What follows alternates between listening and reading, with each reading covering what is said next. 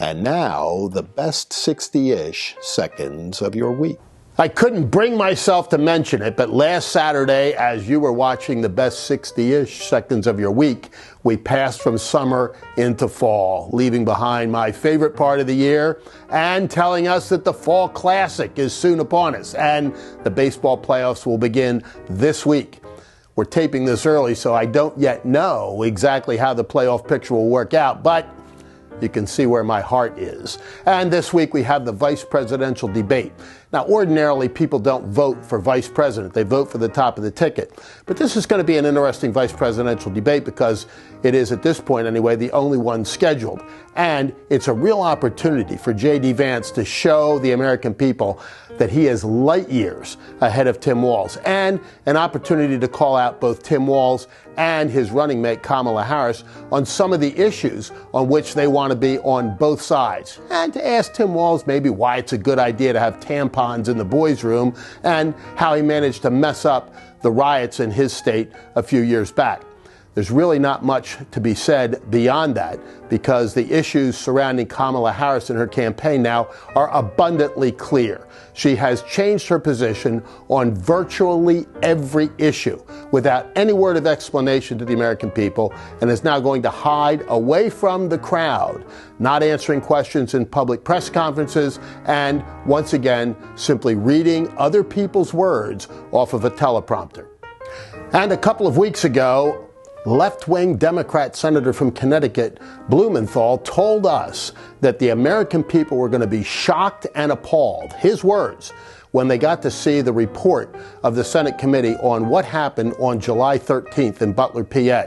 That's from a left-leaning Democrat, not from some conservative Republican. And now we have it, 100 pages of really damning reporting on what the Secret Service failed to do in the lead up to the assassination attempt on Donald Trump, which cost one American his life and several others serious injury. And the questions continue to roll, and the answers don't roll with them.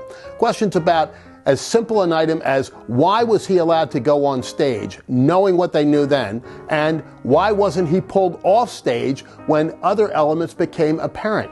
And given the fact that we knew there were real threats against his life from the Iranians, why was there a counter-assault team there and counter-snipers? And yet they were so lax in all the other elements of that day, including the surrounding of the president with personnel. Meanwhile, just down the road, Joe Biden has a full complement of Secret Service protection for an indoor event in front of 300 or 400 people, whereas Trump was outside in front of tens of thousands. The questions just continue to roll. And one of the big questions now is, what is the role of Iran in this presidential election? Why does Iran, A, hate Donald Trump? That's pretty easy to answer. But why are they so much in favor of Kamala Harris? Because one of the things we're not hearing much about in the mainstream media, and bluntly won't hear much about, is the fact that the Iranian government and their surrogates stole documents, campaign documents, from the Trump campaign and gave them to the Harris-Biden effort. Think about that. A foreign government hostile to the United States, a exporter of terrorism around the world, steals documents from Donald J. Trump and gives them to the Biden-Harris campaign. That really should have a chill sent down the spine of every American. And one of the elements that is being talked about this week is the filibuster, and Kamala Harris says she wants to get rid of it. Think about that. The party that keeps telling us they're the great defenders of democracy and our Constitution and our way of doing things wants to do away with the filibuster, one of the real staples of our democratic system in the Congress of the United States, something that, incidentally, Democrat Senators Joe Manchin, Kyrsten Sinema are saying is a really kooky idea on the part of Kamala Harris.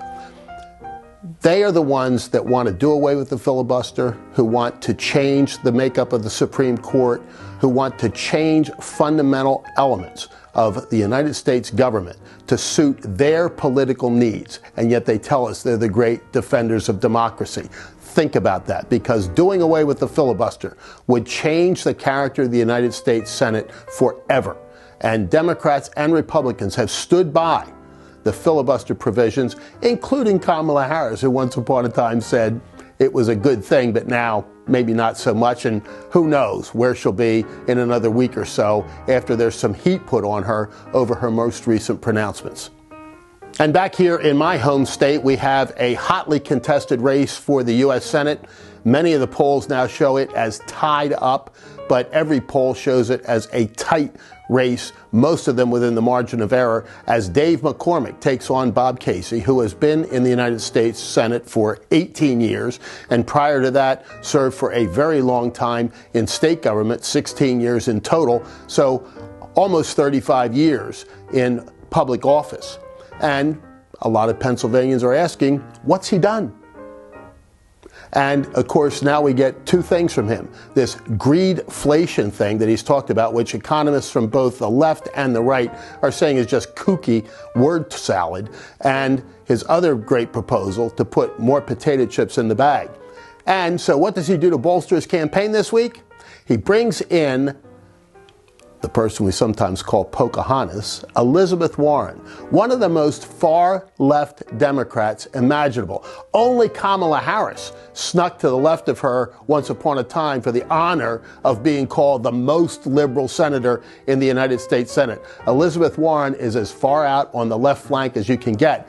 Bob Casey brings her in to campaign for him, and yet would like the people of Pennsylvania to believe that he is somehow still the moderate that he ostensibly once was. But the truth is catching up with him, as it is with Kamala Harris, because it is the Bernie Sanders, Elizabeth Warren wing of that party that are now saying, you know, Kamala Harris really hasn't changed her position on these issues. She's just changed her rhetoric, and she's changed it because she knows that's the only way that she even has a shot of getting elected. But they know that if, God forbid, she should happen to get elected, she would shift back almost instantaneously to the far, far left and all of the really radical proposals that she's supported through the years. And we know we simply can't allow that to happen. And so for now, that is the best 60-ish seconds of your week.